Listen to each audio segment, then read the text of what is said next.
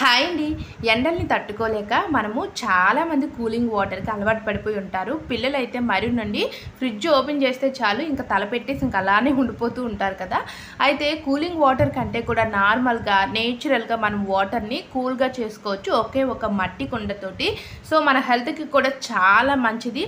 ఇప్పుడంటే మనకి ఫ్రీజర్లు వచ్చేసాయే, కానీ ఒకప్పుడు మాత్రం మన అమ్మమ్మలు నాయనమ్మల కాలంలో ఇప్పుడు కూడా మట్టి కుండనే వాడుతూ ఉన్నారండి. మట్టి కుండలో వాటరు ఎంత మంచిదో అంత కూలింగ్గా కూడా ఉంటాయి. సో మనం కొత్తగా తెచ్చుకున్న మట్టి కుండను డైరెక్ట్గా యూజ్ చేయకూడదు.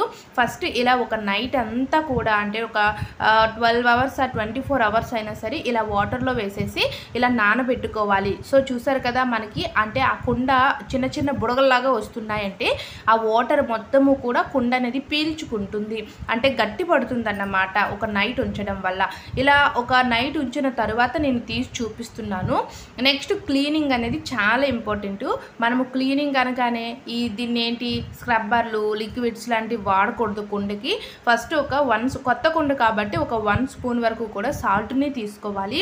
ఇలా సాల్ట్ని మనము కుండలో వేసుకొని స్క్రబ్బర్స్ లాంటివి ఏవి యూజ్ చేయకుండా మామూలుగా మనకి పల్లెటూరుల్లో ఆవులు తింటూ ఉంటాయి కదా ఎండుగడ్డి.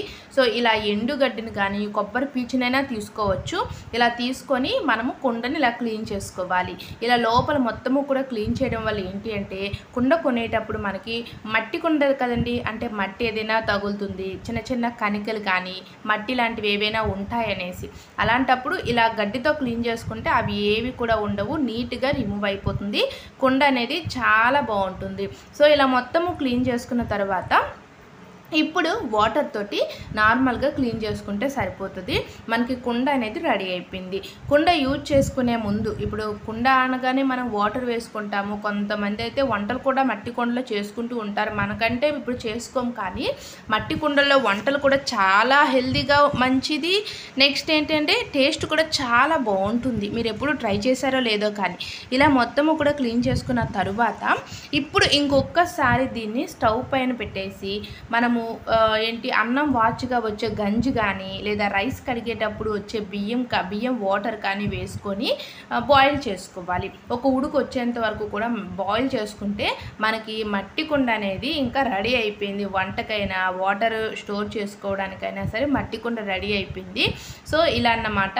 ఇలా మనం ఇంత ప్రాసెస్ చేయడం వల్ల కుండ పాడైపోకుండా ఎక్కువ రోజులు ఉంటుంది. మట్టి కుండలో వాటర్ అయినా సరే చాలా చల్లగా కూల్గా ఉంటాయి. నెక్స్ట్ మరొక యూస్ఫుల్ టిప్ అండి. మట్టి కుండలో వాటర్ చల్లగా ఉండాలి అంటే ఫస్ట్ గోనెంకాం ఉంటుంది కదా. సో అంకాము అంటే మనం ఉల్లిపాయలు కట్టుకుని ఎక్కువ కొనేటప్పుడు మనకి ఆ క్లాత్తో అంకాలు ఇస్తారు. సో దీన్ని అయితే మేము గోనెంకాం అంటాము. అంకాం తీసుకొని కొంచెం ఇసుక వేసుకొని ఇసుకని బాగా తడిపిన తర్వాత దానిపైన ఇలా కుండను పెట్టుకొని వాటర్ వేసుకుంటే చాలా కూల్గా అయితే వాటర్ ఉంటాయి. సో ట్రై చేయండి. వీడియో నచ్చితే లైక్ చేయండి. Thanks for watching.